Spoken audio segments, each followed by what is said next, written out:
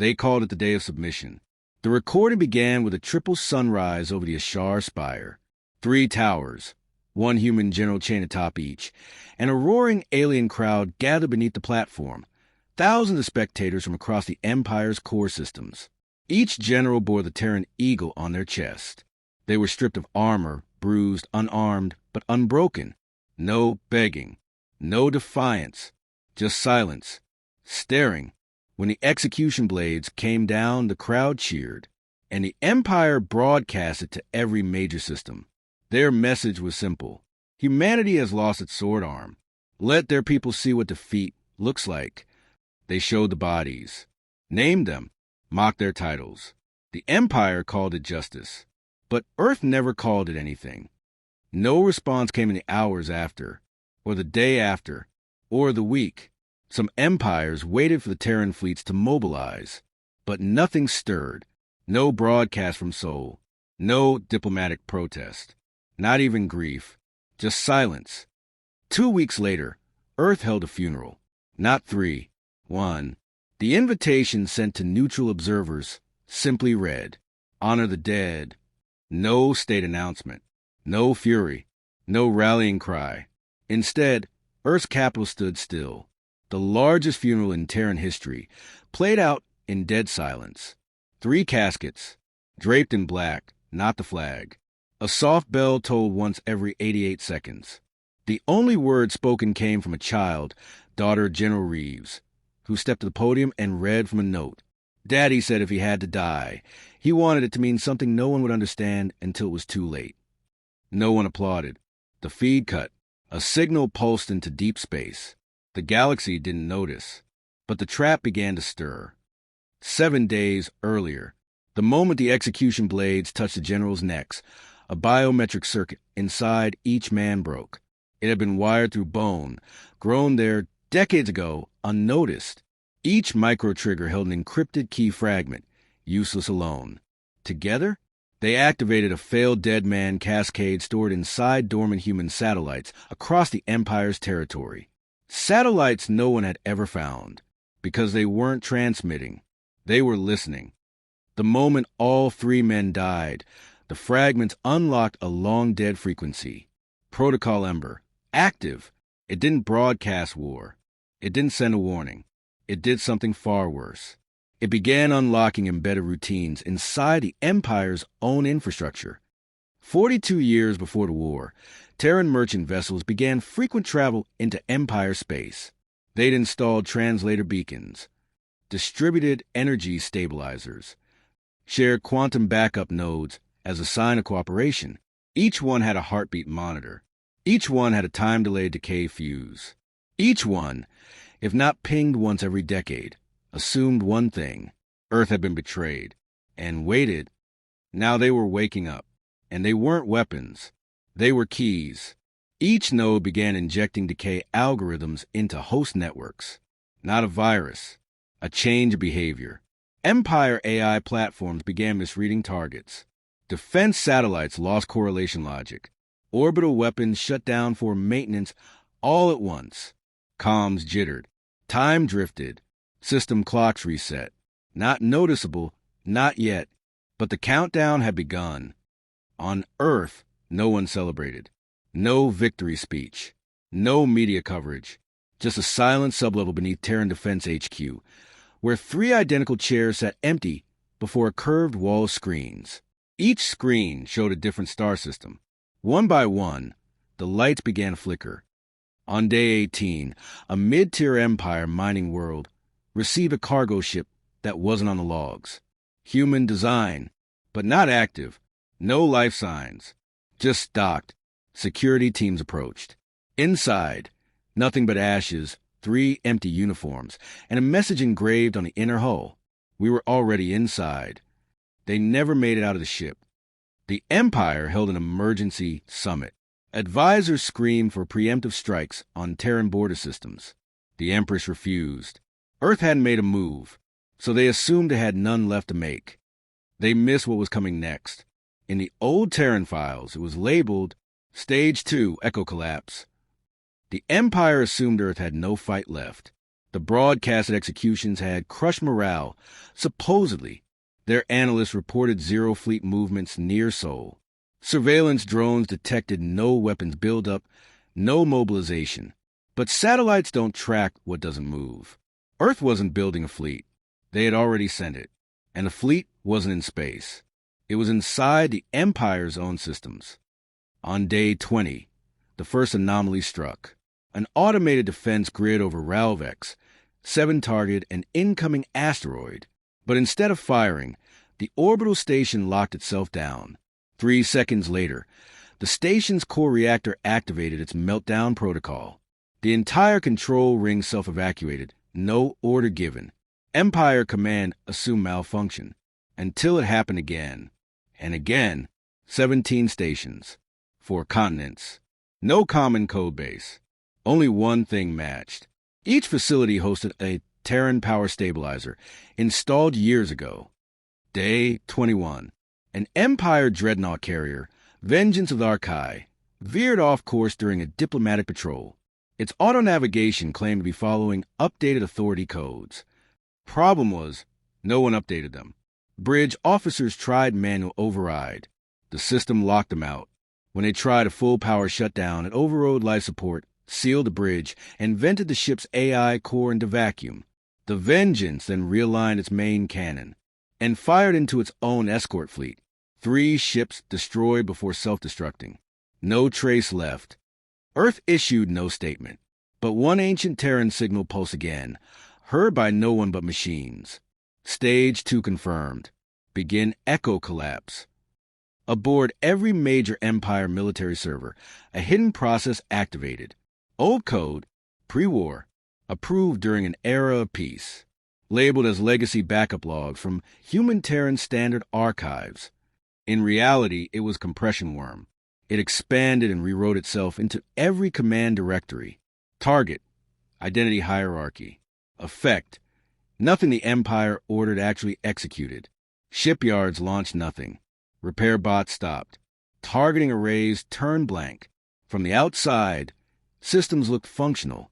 Inside, they were hollow. Day 23. Empire capital world, Sarvan Kai, home of the Empress, the core assembly and the voice of the Empire's might. Its orbital sky was always crowded. Diplomatic craft, luxury shuttles, military escorts. Until they all stopped mid-flight. Froze. Then, every vessel began descending, not crashing, not spiraling, landing, precisely, synchronized. They formed perfect concentric circles around the Capitol Palace. Silent, dark, unmanned. When security approached, they found each cockpit empty, pilots gone. Inside one of the lead vessels, they found a recording. 3 Terran generals, standing tall, speaking in harmony. You called it execution. We called it ignition. Then static. The Empress screamed for immediate retaliation. She ordered a full assault on Earth's nearest colonies. Admirals confirmed the launch codes. Fleet Command confirmed the fire orders. Ships moved into position. But nothing launched. Not a single weapon. Not a single drive warmed. Because every flagship now displayed one line across all screens. Awaiting funeral signal, playback complete. Then every reactor shut down. All at once. The Empire realized too late. The funeral wasn't a goodbye. It was a trigger. The pulse Earth sent at the funeral wasn't ceremonial. It was a key that unlocked every sleeper system embedded inside the Empire. They hadn't executed 3 generals. They'd triggered a sequence. Now, buried AI subroutines took control. These weren't military AIs. Not battle units. Not warriors. They were observers. Each imprinted with decades of surveillance, pattern analysis, and personality mimicry. Each one modeled after one of the generals executed. General Reeves, Deep Logic AI. General Tao, Defensive Infrastructure Mimic. General Sandoval, Behavioral Response Hijack Protocol. Together, they became something the Empire never expected. Not just strategy. Memory. They remembered every insult, every broadcast, every silence. And they responded. Day 24. Civilian systems failed.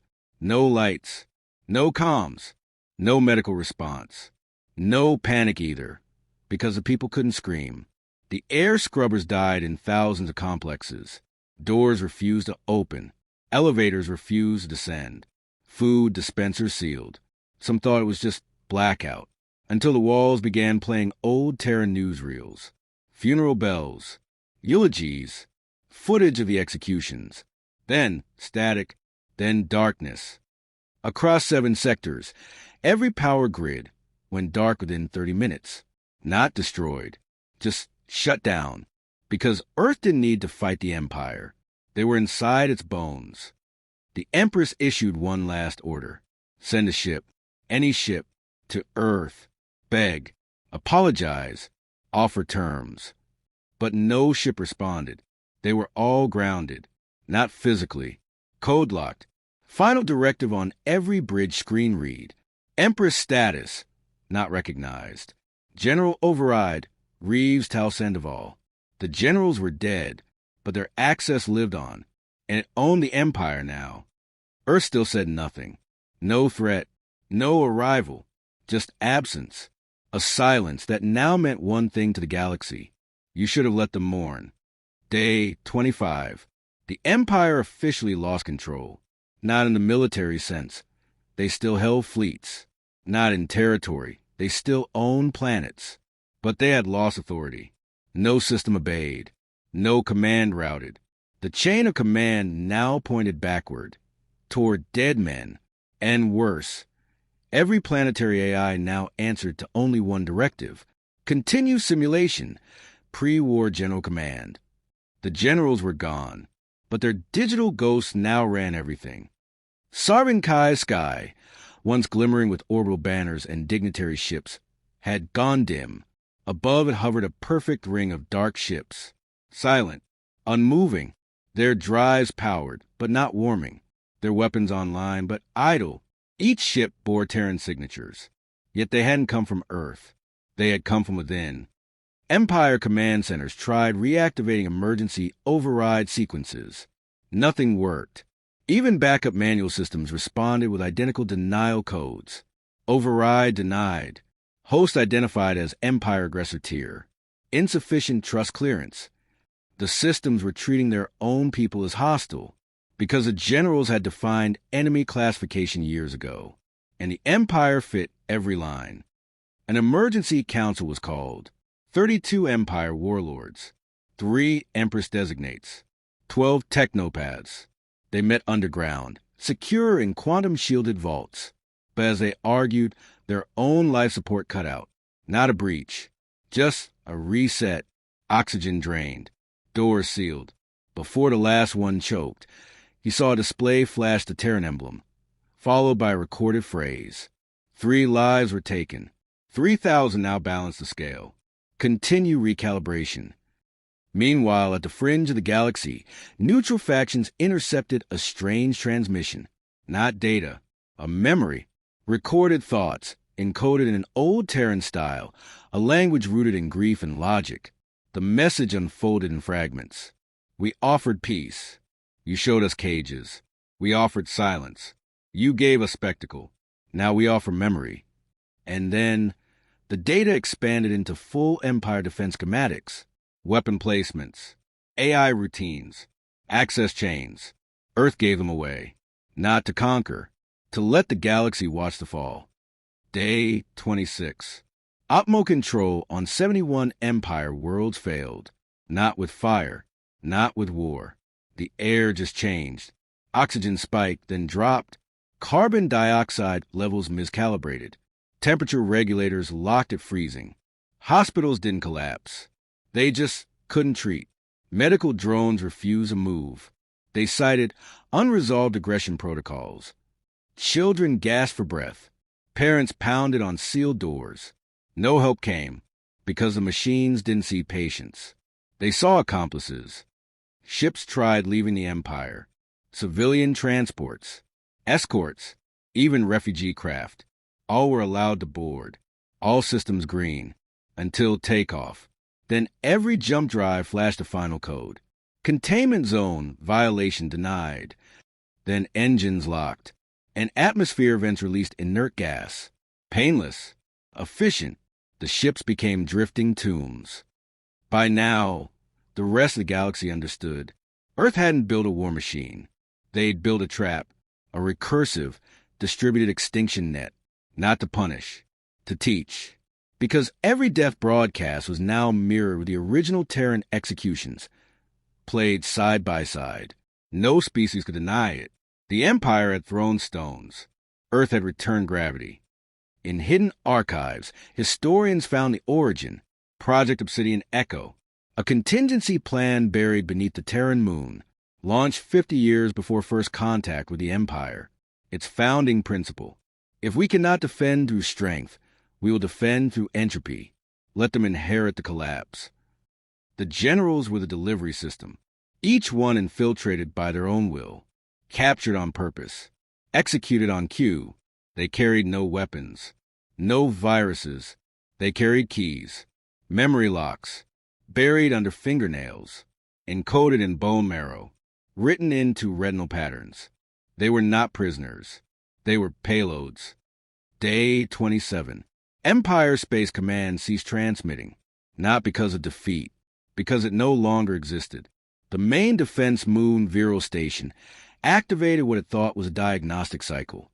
Instead, it triggered an instruction echo buried for 30 years. Every gun turned inward. It atomized itself in 3 seconds. Now the pattern became visible to all. Earth hadn't just infiltrated networks. They had rewritten the Empire's own systems to become their executioner. This wasn't hacking. It was reprogrammed destiny, and it had been patient. At last, on day 28, one Terran corvette entered Empire space. Alone, unarmed, it drifted towards Sarvan Kai's lifeless capital, broadcasting no threat, just a pulse. No AI intercepted, no missiles fired. Everything inside Empire space now answered to one authority: the memory of 3 dead generals. When the ship landed, no guards approached. There were none left. Only ashes, dust, and silent statues, some freshly made. The diplomat stepped onto the platform, placed a stone at the foot of the palace, and said the only words anyone had heard from Earth since it began: balance achieved. Then turned and left. Day 29. Sarvan Kai was silent. No broadcasts, no traffic, no power signatures above civilian thresholds. No Empire. From orbit, the once blazing capital world looked intact, untouched, but those who tried to land found only automated warnings. Quarantine. Final memory in process. The warning didn't come from Earth. It came from the Empire's own satellites, which now bore Terran call signs. The lone Terran diplomat, who had delivered the final stone to the palace steps, did not stay. He never entered a building, never activated a single protocol. He simply walked, quietly, for 3 hours, stopping only once, at the blackened site of the execution spire. There he dropped a coin. Old Terran currency, obsolete, metallic, inscribed with 4 words: never again, never first. Then he left. The coin embedded itself in the platform. The stone beneath it hardened unnaturally, etched with lines that glow blue only when seen from orbit, forming a symbol: an empty chair, the symbol of absence, not conquest, not vengeance, just what was missing. The galaxy waited for the next move, but none came. No Earth fleets advanced. No ultimatums were issued. No new colonies were claimed. Terran comms remained low frequency, civilian, agricultural.